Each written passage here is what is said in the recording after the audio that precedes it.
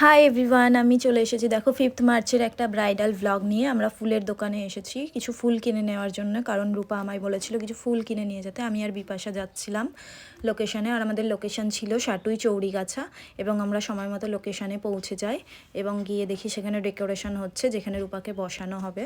তারপরে আমাদের খিদে পেয়ে যায়, আমরা কিছু খেয়ে নিই। বিপাশা খেতে বসে গেছিলো, আমিও বিপাশার সাথে বসে কিছু খেয়ে নিলাম। তারপরে রূপা আসে এবং ওর মেকআপটা আমরা স্টার্ট করি। দেখো কিছু কিছু ক্লিপ এখানে অ্যাড করা আছে, পুরো ক্লিপটা দেওয়া হয়নি, কারণ আগে একটা ভিডিও করেছিলাম আমি, ওটাতে পুরো ক্লিপ দিয়ে ওর ওভারঅল লুকটা আমি শেয়ার করেছিলাম।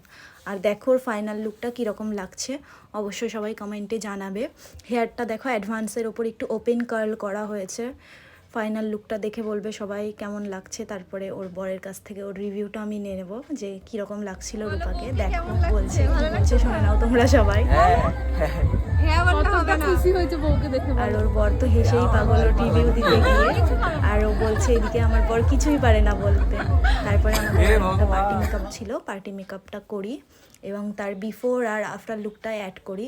পুরো ভিডিওটা দেওয়া হয়নি কারণ কেউ ভিডিও করার মতো ছিল না। তারপরে আমাদের কাজ ডান। ভিডিওটা এই পর্যন্তই, ভালো লাগলে সবাই অবশ্যই কমেন্টে জানিও।